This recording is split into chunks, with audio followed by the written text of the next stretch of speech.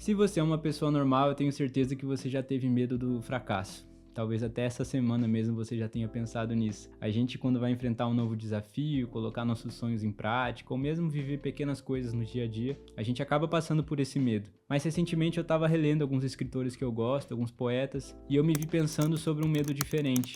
E ele estava muito mais relacionado ao medo do triunfo, o medo do sucesso, o medo das coisas dando super certo. E eu queria ir bem longe aqui da linha coach da coisa, de ficar falando sobre crenças limitantes, se você merecer ou não esse sucesso e essa percepção de si mesmo, mas tem muito mais a ver com a gente se conhecer e perceber o impacto que as coisas exteriores têm na gente. Porque eu já vi pessoas maravilhosas assim passando por uma grande dificuldade e mantendo a nobreza perante a dificuldade, e assim como já vi grandes pessoas na história, talvez muito mais maduras e estruturadas do que eu, passando por um grande sucesso, um grande triunfo e se perdendo completamente. Seja quando a gente observa, sei lá, grandes imperadores que assumiram o trono e aí se perderam no poder e aí começaram a tomar atitudes completamente estranhas, ou até mesmo hoje em dia, né, a gente vai observar aí, sei lá, um empresário, uma pessoa que a gente admira profissionalmente, quando chega no auge da carreira, seja também no auge financeiro, e aí abandona filhos, família, começa a ter comportamentos completamente diferentes do que aqueles comportamentos que levaram essa pessoa até esse sucesso. Então eu fico pensando bastante em quais são os fundamentos por trás disso, o que sustenta realmente essa pessoa, seja no momento de baixa, mas também no momento de alta. E aí um dos poemas que eu gosto muito e que eu sempre releio em diferentes fases da vida, me veio à mão e eu fiquei pensando muito sobre ele. Queria dividir ele aqui com você pra gente continuar essa conversa. É super constrangedor pra mim aqui ler um poema, porque eu não tenho aquela voz de locutor e também não tenho aquela interpretação, mas você vai entender do que eu tô falando. Se és capaz de manter a tua calma quando todo mundo ao teu redor já perdeu e te culpa, de crer em ti quando estão todos duvidando, e para esses, no entanto, achar uma desculpa. Se és capaz de esperar sem te desesperares, ou enganado, não mentir ao mentiroso, ou sendo odiado, sempre ao ódio te esquivares, e não parecer bom demais, nem pretensioso. Se és capaz de pensar sem que isso só te atires, de sonhar sem fazer dos sonhos teus senhores, se encontrando a desgraça e o triunfo conseguires tratar da mesma forma a esses dois impostores. Se és capaz de sofrer a dor de ver mudadas em armadilhas as verdades que disseste, e as coisas porque deste a vida estraçalhadas, e refazê-las com o bem pouco que te reste. Se és capaz de arriscar numa única parada tudo quanto ganhastes em toda a tua vida, e perder, e ao perder, sem nunca dizer nada, resignado,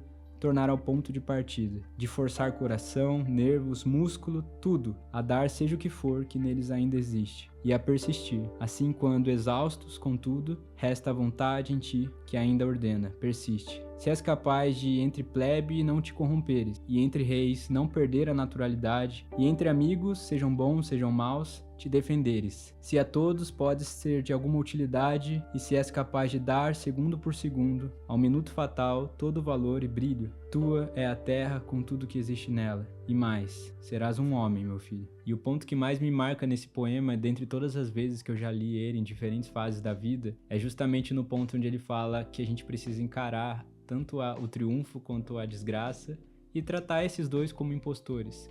Seja porque tudo passa e não adianta a gente ficar preso naquilo, ou seja por a gente entender que isso são fatores externos a nós e existe alguma coisa aqui dentro que não pode se modificar nesse momento de desgraça ou de triunfo. E eu acredito que isso tenha tudo a ver com o fato da gente se construir como seres humanos a partir de algumas dimensões. Eu acredito que 3 delas simplificam bastante esse modo de pensar. Uma primeira dimensão, um primeiro olhar que a gente desenvolve tem muito a ver com esse olhar externo. Quando a gente desde criança aprende a partir do exemplo, né? A gente observa as coisas e começa a imitar, a gente entende formas de interagir com o mundo, até ao ponto que a gente vai criando empatia ao olhar alguma situação, ou percebendo certa malícia ou malandragem, ler os ambientes, entender aquilo que está acontecendo, e aí a gente começa a interpretar esse exterior para tomar decisões.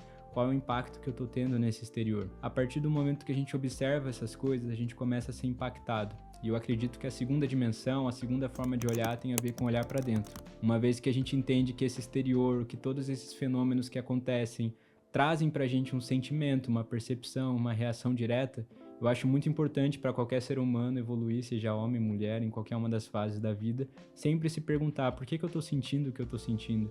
Por que tal situação me incomoda tanto? Ou por que isso daqui me dá tanto brilho? A gente precisa buscar dentro de si algumas respostas, porque isso já vai nos nortear para coisas que a gente precisa ser mais criterioso, ambientes que a gente precisa evitar, situações que a gente consegue desenvolver um certo autoconhecimento e a partir disso a gente consegue tomar novas decisões baseadas naquilo que a gente tem por dentro. Para então chegar numa terceira dimensão, que eu acredito ser um olhar transcendente, um olhar além, aqui provavelmente muitos chamem de fé, porque ele depende um pouco de alguma crença, de alguma esperança, de alguma expectativa em algo que não se vê. Tem muito a ver com aquele olhar, aquela dimensão onde a gente busca sentido para as coisas, onde a gente busca uma explicação do que vem depois, por que algumas coisas acontecem. E eu acho que é um olhar, é uma dimensão que a gente exercita principalmente quando faltam respostas, seja do lado de fora, seja do lado de dentro. Em situações extremas como um grande desastre, a perda de alguém muito querido, ou um desejo muito grande de se alcançar algo e quase beirar a falta de esperanças em não saber como ter aquilo, ou até quando a gente sente algo muito importante por alguém, algo muito forte e não tem nem como expressar aquilo, e é nesse momento que a gente começa a olhar para a religião, para a espiritualidade ou mesmo para a arte,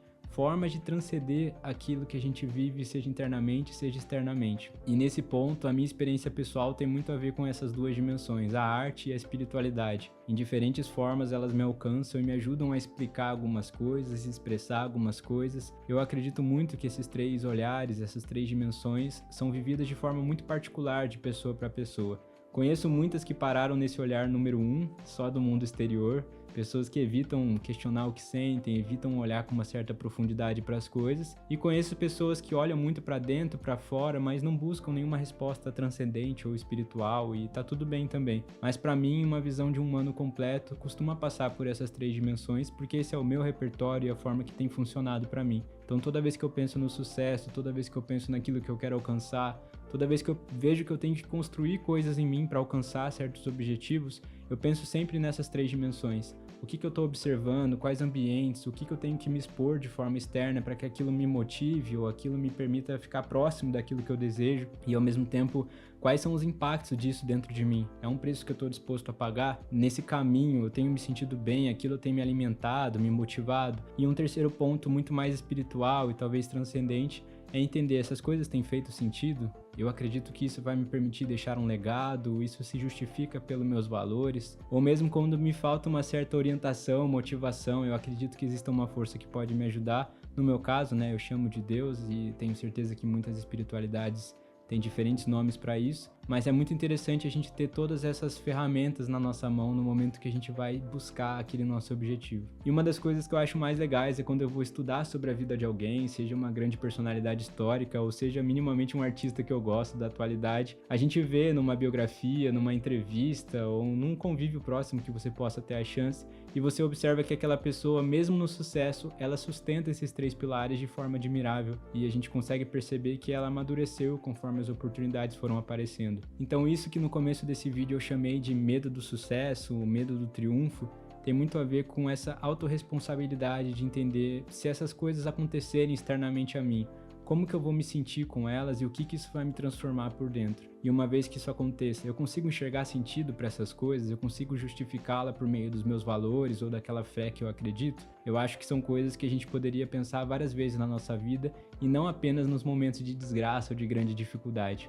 E agora, sem querer aprofundar muito no aspecto religioso, mas já que a gente começou esse vídeo com uma citação, eu queria terminar com uma também, e por acaso essa citação ela está dentro de uma carta que Paulo escreve aos Filipenses. E eu queria que você lesse comigo não com uma representatividade religiosa ou tentando extrair uma grande verdade de fé, mas a ideia era que a gente usasse realmente como um depoimento de alguém que, através desse terceiro pilar, essa terceira dimensão, talvez mais espiritual, encontrou justificativa e encontrou uma solidez para as fases boas e ruins da vida. Paulo diz assim: pois aprendi a adaptar-me a toda e qualquer circunstância. Sei o que é passar necessidade e sei o que é ter fartura. Aprendi o segredo de viver contente em toda e qualquer situação, seja bem alimentado, seja com fome, tendo muito ou passando necessidade. tudo posso naquele que me fortalece. Independente se você pratica uma religião, tem uma espiritualidade ou se isso não é exatamente um foco para você, mas você conseguiria descrever quais são os pilares e os valores inegociáveis que te acompanhariam nos momentos de desastre, de triunfo, de vitória ou de fracasso? Existem barreiras, lembretes, reforços que te ajudariam a sustentar a natureza que você mais acredita? Se você pudesse se enxergar lá na frente, daqui 15, 20, 30 anos, no auge do sucesso daquilo que você se propõe a fazer, você tem certeza que a pessoa que você seria é alguém que você admiraria hoje?